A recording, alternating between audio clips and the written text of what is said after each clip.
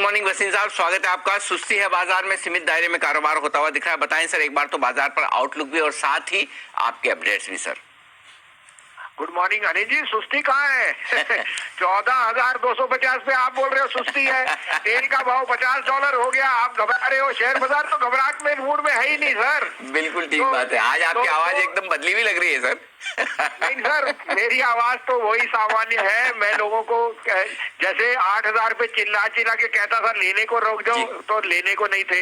अब मैं अगर कहता हूँ कि थोड़ा प्रॉफिट बुक कर लो तो कहते हैं सर ये तो शेयर बाजार है, ये रुकने नहीं वाला। ठीक बात है। तो दोनों तरफ का है सर। थोड़ा सा हमारा तजुर्बे का ध्यान कीजिए। Markets are extremely overbought and we think that a correction is inevitable, but you have to be invested. तो the art is to keep both side going and we will see as it goes. But ये आपको कह दे कि now we are in very very frothy places, तो you have to be cautious.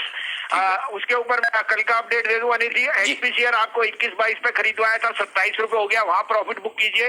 देखिए आजकल हम दायरे छोटे देंगे क्योंकि ट्रेडिंग कॉल्स हैं, तो और उनको रिस्पेक्ट कीजिए। ये मत कहिए कि इस भाव पे आपको बाई भी करा दिया या सेल भी करा दिया, because the market is such. आपको मैंने कल दिलाया था जीएमआर, उसका टारगेट हो गया 27 रुपए 55 पैसे। और एमएनएम में मैं शॉर्ट हूँ, 755 का स्टॉप लॉस है।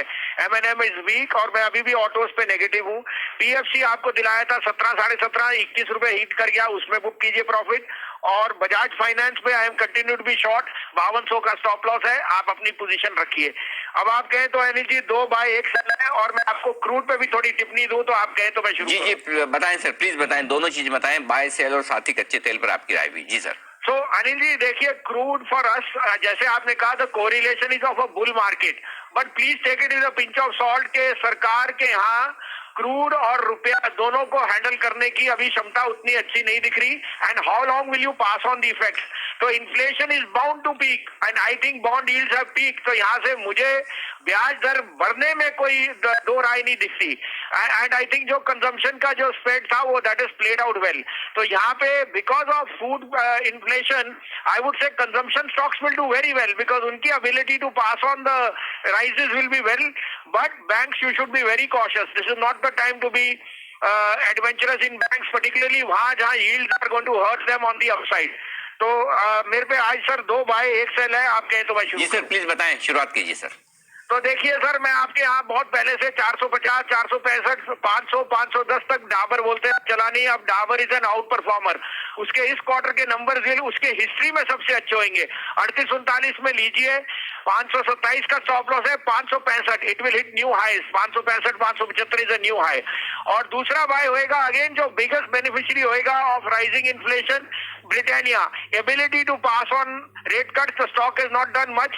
I think this is a perfect stock to buy now to safeguard you and keep you invested. 3590 से 95 में लीजिए, 3535 का स्टॉप लॉस है, ये 3750 का टारगेट दिखता है। और बेचने में है सर, जो मुझे वो वीक लग रहा है और मार्केट को भी 1960-65 में रिलायंस बेचिए, 1990 का स्टॉप लॉस है और 1910 का टारगेट।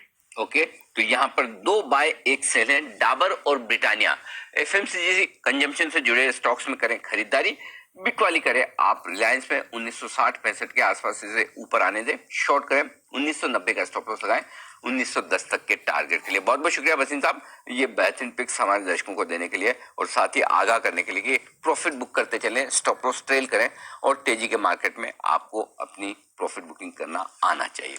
आइए बढ़ते आगे और